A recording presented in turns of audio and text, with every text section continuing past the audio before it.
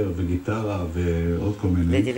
אמרת לי אז שטופים זה הדבר הבסיסי. דווקא מקצבים ולא הכלי המלודי. נכון. אם תשים לב, אני אתן לך את הדוגמה, זה מייקל ג'קסון, שהיה לו קול קטן, אבל הוא שר בזמן. ברגע שאתה שר בזמן, זה כוח. והיו שירים שהוא היה מסנן דרך השיניים. על מנת שזה יהיה כזה. כמו אימא שכועסת על ילד בסופר, שהוא עם היד השליך את כל מה שהיה על המדף, אז היא אוחזת אותו בצווארון והיא מסננת דרך השיניים מה שיחכה לו בבית, כן? ואז מביע כוח בלי ווליום. זה מה שהיה עושה. והמקצב הפנימי שלו היה מדויק לחלוטין, וזה לא יותר. ולכן הטופים הם הדבר הבסיסי שמוביל את כל העניין. אבל כשאתה מלחין, אתה מתחיל מהקצב, אתה מתחיל להבין את הקצב של הטקסט, או אתה מתחיל מאיזושהי מלודיה? לא, זה שוב, זה בא ביחד. זה בדיוק כמו הימי בצורת, שזה... הסתכלתי על הטקסט, אז זה לא היה ימי בצורת, גלים גבוהים שליבי נסורת. זה לא זה.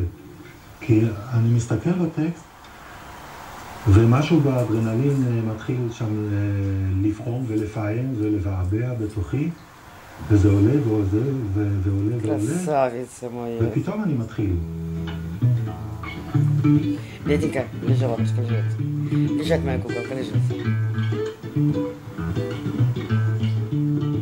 ימי בצורת, דלים קבועים שליבי נסורת, דף נייר ומכחול, שאריות מיום וחול, ימי בצורת. Может быть, будет неровно, потому что я делаю на сухую. Все нормально. Все будет нормально. בנגינה בפסנתר, אני סיגלתי לעצמי נגינה שהיא... Так, теперь нам... Она когда зарастает, у нее такая грудка красивая, как у Колли, такая мохнатая. שאבא שלי הרגיש לא טוב, הוא לא בא. אז לא התאמן בתור ילד. אוי, מה היה ופתחתי את ארונת עליה והוצאתי גיטרה. והתחלתי לפרוט עליה שהסתגלתי לזה וכו'. ואחרי הייתי עצלן, לא פיתחתי היטב את הנגינה הקלאסית. אבל כן, דברים שלכל נגן מוזיקה קלאסית ופסנתר וקל, כמו הארג'ים האלה למעלה, שזה מחליטים ידיים, אני לא יודע לעשות את זה. אנחנו נעים לחזור לאותה נקודה בדיוק, הפסקה קצרה, ונחזור לפסקול ישראלי עם הפתחתי. בוא נגיד ככה, המצב הבסיסי שלי הוא מצב של עצב, אני חושב. לא דיכאון, זה סוג של עצבות, שממנה יש יציאות טובות כלפי מעלה, מצב רוח טוב, ואחרי זה חוזר לאיזה משהו כזה עצבוני, ושוב, איזו עלייה. שיחת נפש, מיד, בטלוויזיה החינוכית, ערוץ 2. Ой, какая прелесть.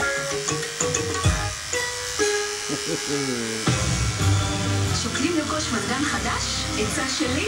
קנו מחברה שתיתן לכם שירות מקצועי ואיכותי. סקר דעת קהל שערך מכון ביוקרטוגרפי בעבור המבחן של המדינה בדק ומצא. מבין החברות שנבדקו, אלקטרה נתפסת חברת המזגנים הנותנת את השירות הטוב ביותר בישראל.